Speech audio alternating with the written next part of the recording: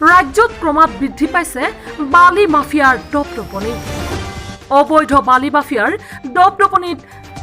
ত্ৰাস্তমান বন বিভাগে একাংশ মাফিয়াৰ লগত মিত্ৰিয়ালি কৰাৰ ফলত ক্ষোভিত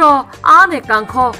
সেয়ে সময়ে সময়ে দুয়ো পক্ষৰ মাজত সংঘটিত হৈ আহিছে সংঘাত ঠিক তেনে এক ঘটনা সংঘটিত হয় পশ্চিম কামৰূপ বন সংমণ্ডল প্ৰাধিকাৰী বিষয়াৰ কাৰ্যালয়ৰ বামুণী গাঁৱৰ কাৰ্যালয়ত পুৱতি নিশা বন কৰ্মী আৰু বালি মাফিয়াৰ সংঘৰ্ষত আজি সৃষ্টি হৈছে তীব্ৰ উত্তেজনাৰ কালি নিশা বামুণী গাঁও বনাঞ্চলিকৰ বন কৰ্মীৰ দল এটাই পুৱতি নিশা টহল দি থকা সময়তে ছয়গাঁৱৰ গুমি পথত বালি ভৰ্তি ট্ৰাক এটা ৰখাই থোৱা দেখা পাই বন কৰ্মীৰ দলটোৱে ট্ৰাকখনৰ নথিপত্ৰ পৰীক্ষা কৰাত বালিৰ কোনো বৈধ নথিপত্ৰ নথকাত ট্ৰাকখন জব্দ কৰি বামুণীগাঁও বনাঞ্চলিক বিষয়াৰ কাৰ্যালয়লৈ লৈ আহে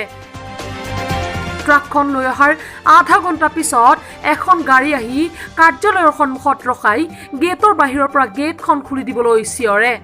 তেতিয়া ৰাতি পোহৰ নোহোৱাত গেটখন খুলি নিদিয়ে বন কৰ্মীয়ে গেটখন খুলি নিদিয়াত বেৰা ভাঙি সোমাই আহে দুজন যুৱক আক্ৰমণ কৰে বন কৰ্মীক ঘটনা সংক্ৰান্তত বনাঞ্চলিক বিষয়াক অৱগত কৰাত বিষয়াজনে পৰিস্থিতিৰ বুজ লয় যদিও যুৱক দুজন ভিতৰৰ পৰা পলায়ন কৰে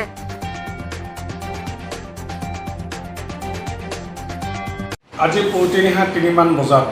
আমি টহলদাৰী কৰি থাকোঁতে ছয়গাঁও গুমিপথৰ ঠিক সন্মুখতে এখন বালি ভৰ্তি ট্ৰাক দেখা পাওঁ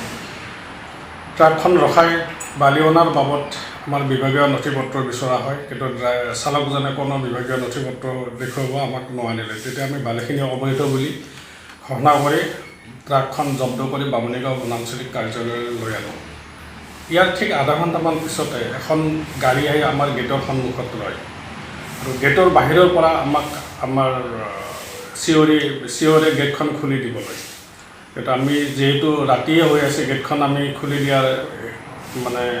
ইচ্ছা কৰা নাই তেতিয়া গেট ভাঙি বেৰ ভাঙি কেনে ভিতৰলৈ দুজন সোমাই আহে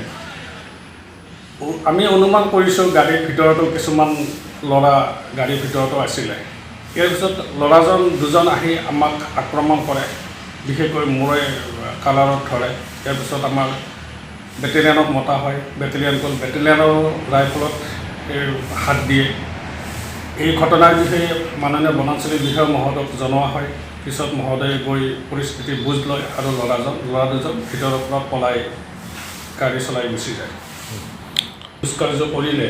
প্ৰশাসনে ইয়াত বিহিত ব্যৱস্থা ল'ব বুলি আশা ৰাখিলোঁ নিউজ ডেস্ক ৰিপৰ্ট নিউজ 31